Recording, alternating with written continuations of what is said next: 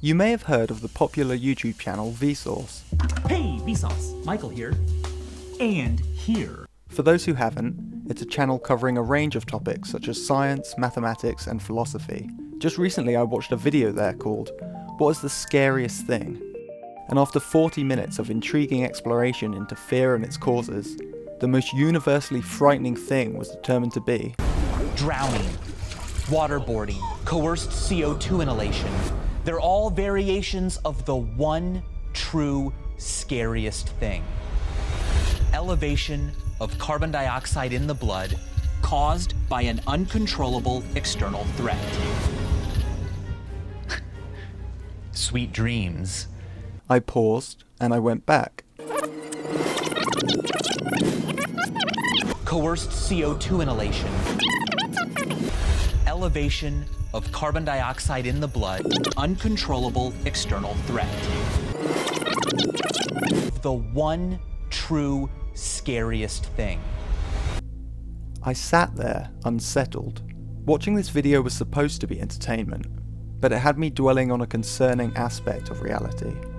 A practice that takes place every day, killing literally hundreds of millions, billions every year. In the meat industry, both pigs and birds such as chickens, ducks and turkeys are either rendered unconscious or outright killed in CO2, carbon dioxide, gas chambers, named controlled atmosphere stunning or controlled atmosphere killing by the industry. I live in the UK, a country regularly touted as having some of the highest animal welfare standards and animal protection laws in the world. And here around 90% of the over 10 million pigs killed each year are put into CO2 gas chambers. That percentage is similar for the hundreds of millions of chickens, including egg-laying hens whose egg production has slowed, the unwanted male chicks of the egg industry, and broiler chickens as they are sometimes known, those killed for their meat.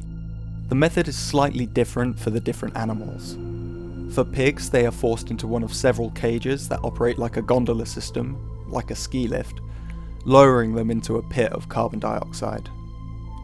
For birds, they are usually crammed into crates so they can be easily loaded into chambers which are then filled with gas. Regardless of the method, what the animals experience is pain, fear, and a desperate struggle to breathe before they finally lose consciousness or suffocate to death. Animals have even been observed injuring themselves further in their frantic attempts to escape the gas before they finally succumb. Multiple studies that I have cited in one of my previous, now private videos clearly demonstrated scientifically that these animals experience severe pain when carbon dioxide reacts with the mucus-forming membranes found around their eyes and the insides of their nose, mouth and lungs. Add to this pain the fear associated with suffocation, an invisible suffocation that they cannot escape. Fear compounded by everything else they've been put through, on transit to and upon arrival at the slaughterhouse. It really is hard to imagine a more horrific experience to put someone through. What's terrifying in another way is how, even legally speaking, these animals are acknowledged to not be unfeeling machines but sentient beings. So we're causing them this pain and fear, knowing full well just how real their experience of it is. Not just sentient beings, mind you. These animals are intelligent and sensitive beings, not dissimilar from the dogs and the cats that so many of us fall in love with. Obviously, these animals are innocent of any wrongdoing towards us as well, and of course tragically young when slaughtered. A most unjust execution, and the more we reflect on both the nature of these beings and specifically the way we treat them, the more disturbing thoughts start to rise to the surface. When we talk of gas chambers, what do we often simultaneously think about? One of human history's most wretched and shameful acts, the Holocaust. And thinking of the Holocaust, when just moments ago we were talking about pigs and chickens, is not some giant cognitive leap we are making. That escalated quickly. It jumped up a notch. It's actually quite an obvious comparison. When I first saw the slaughterhouse, I saw all those body parts and it just brought back memories. Holocaust survivor Alex Hershaft became a stalwart animal rights activist after seeing echoes of the oppression his people suffered in the oppression of animals on modern farms, crowded transport, numbering, and of course mass killing. Killing that is hidden both literally behind walls and figuratively behind euphemisms. Every single day, humans kill tens of millions of chickens and over 1 million pigs. Every day.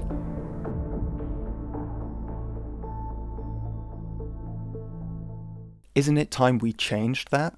We're living in an age with an abundance of choices, and choosing to keep oppressing animals is one of them. We can just swap, for example, the chicken meat we're eating with plant-based alternatives that mimic the textures and tastes we already enjoy. Alternatively, we could choose to get our protein from natural and healthful plant sources instead. Individually, you do make a huge difference, as each person going vegan spares around 200 animals each year.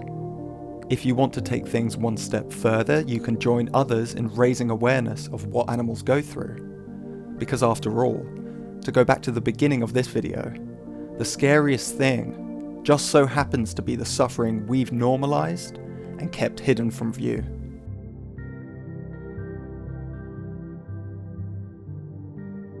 Thank you for making it to the end of the video. If you don't think you can go vegan because some aspect of it will be too difficult for you, then please just leave a comment and I will offer whatever helpful advice I can.